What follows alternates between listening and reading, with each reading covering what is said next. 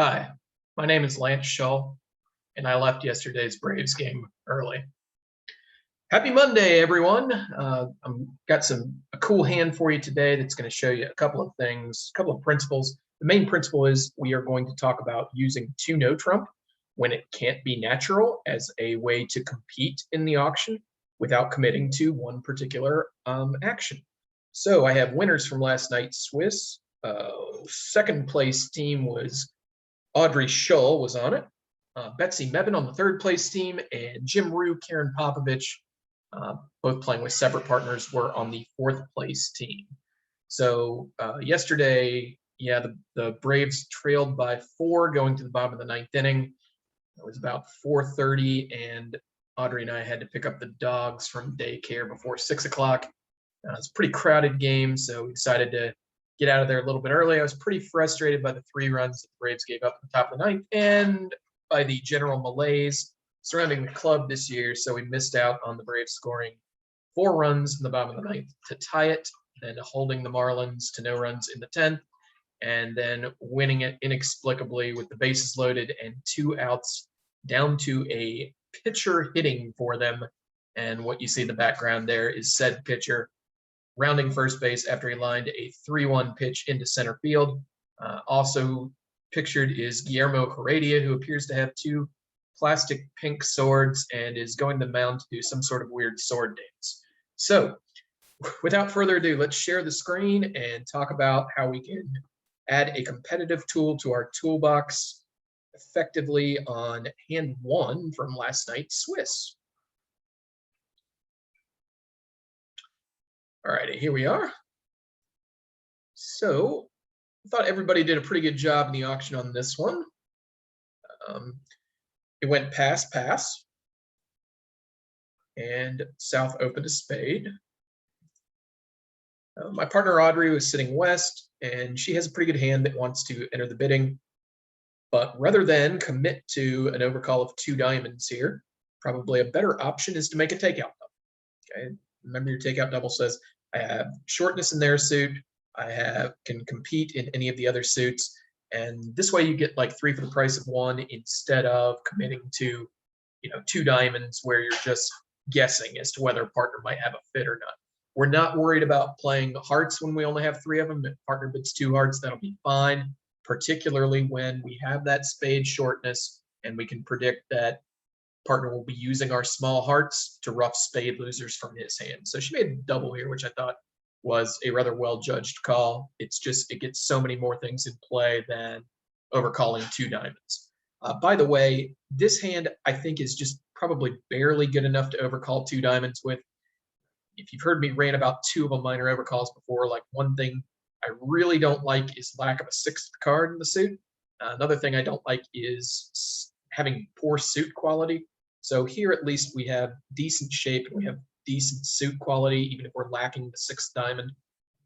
The only bad thing about overcalling 2 diamonds when your partner's a passed hand here is like kind of where's it going? Like you sort of know once your partner's a passed hand that there isn't really a game on this deal. And that is really the number one reason that we overcall. I mean, I know we like to lead direct, we like to compete in the bidding, but still the number one reason to overcall is to get your side to a game, i.e. a constructive purpose. Anyway, she made the takeout double. Love that action. It's the most flexible. North did something I love too, which is just raise with support in a competitive auction. She bid 2 spades. And now it was on me with East. So I know a couple of things here. I know I'm not supposed to let the opponents play at the 2 level when they want to play at the 2 level. That box is checked here.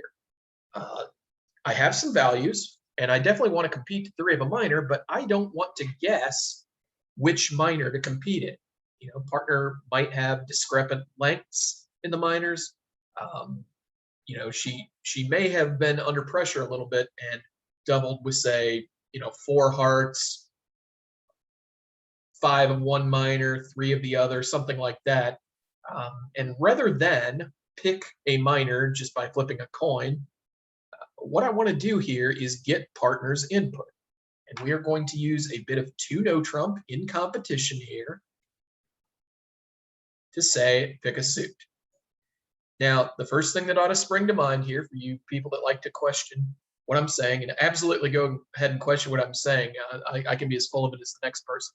But no matter who's advising you on this one, the first question you should ask is, wait a minute, why isn't that natural? So let's think about this.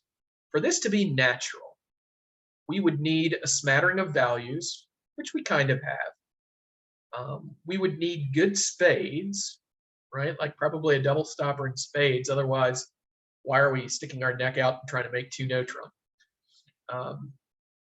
And it just doesn't make all that much sense that we would rather play two no trump on offense than just defend two spades. And the same kind of hand that would maybe want to bid two no trump can do as well just to sit back and defend spades. So that's the theory behind using two no trump as a button to ask a partner, you please pick a suit. I can handle at least two of these suits, right? And now South did a nice job too. Rather than let West give input on this auction, he went ahead and competed at three spades. This is not invitational. It's not constructive. It is purely based on shape. Here, the sixth spade and pretty 6-4 shape. And the thing is, like, he knows he's going to want to compete three spades if the ball comes back around to him. So just go ahead and bid it right now. Shut West out of the auction. And that's what it did.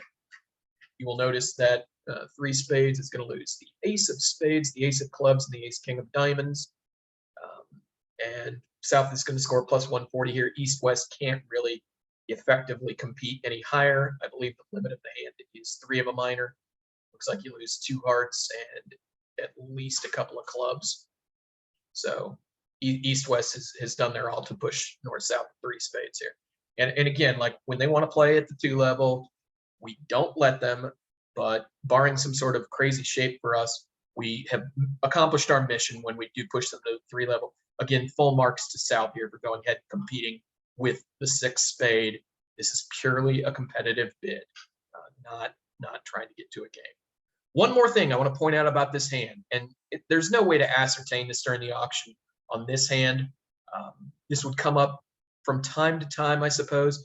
And the tip is, all else equal, like let's look at the spade and the heart possibilities for North-South here. It's kind of the same tricks, right? You have to lose the ace of clubs, the ace king of diamonds, and the ace of spades. But it's better, all else equal, to play the trump suit that's missing the ace. Okay, so the possible trump suit for North-South here that would be missing the ace is spade suit, and you will just lose the 2 black aces, the ace king of diamonds. Look what happens if you perhaps selected hearts as a trump suit here on a different auction. Like, they're not going to get the hearts on this auction. I'm not suggesting that. I'm just saying compare playing spades versus playing hearts here. In hearts, they can lead to the singleton spade to the ace, give a ruff, cross to the east hand, give another ruff, and they still have 2 tricks in the minors coming. So in hearts, you would lose ace of spades, 2 spade ruffs, ace of clubs, ace king of diamonds. I believe that's down 2, right? It was 3 spades, club, 2 diamonds. Yep, that's down 2. 2 trick difference playing the trump, the suit as trumps that's missing the ace, all else equal, if you're given a choice. Also notice that is right in alignment with the idea that we want suits where we've got the soft values on the inside and the aces on the outside. We want the suit with the soft values to be trumps. That goes for if we're thinking about competing in the bidding. They're competing, we're competing, and we've got queens in their suit. That would be an argument for defending rather than declaring. You want your queens and your jacks in the trump suit, whether that's on offense or defense. You want your aces on the outside. It's kind of amazing how all this stuff sort of gels together. So I think I've hit all the points here. Today is the last day to get the discount on the Robot Individual National Tournament. That is stratified, so don't worry about it. If you're a C player and think you can't compete with the big boys, you've got your own flight, and you get a $10 discount if you register by today. That's 24 boards on Saturday, Sunday, and Monday. I'm going to wrap up this video here. Maybe we'll get to some more uses of 2-no trump where it's not natural later in the week, and then next week perhaps devote it to some robot individual analysis. But anyway, main point of today's video is a way you can use 2-no trump to keep partner involved in the picture, Here we use 2 no trump to say, I can't pick between 3 clubs and 3 diamonds. Why don't you make that choice? I can handle either of them equally well rather than me unilaterally guessing one of those two. And again, this is all based on the premise that 2 no trump as a natural bid here, it just doesn't make sense. Okay, it just doesn't make sense that we would be trying to stop on a dime in 2 no trump when they've got 5 of them on our left and 3 of them on our right. We don't have much room for really that many values to make 2 no trump. Remember, usually make no trump on points. It's kind of like we kind of can't have enough values here. So again, we don't need 2 no's natural. We use it as a button bid to say, partner, you pick. They get to the 3 level immediately, and we're done with the auction. All right, guys. Again, we will see you on Wednesday, and try not to leave your July 4th baseball games early, even if you are very frustrated with the team and they are down 4 going to the bottom of the ninth.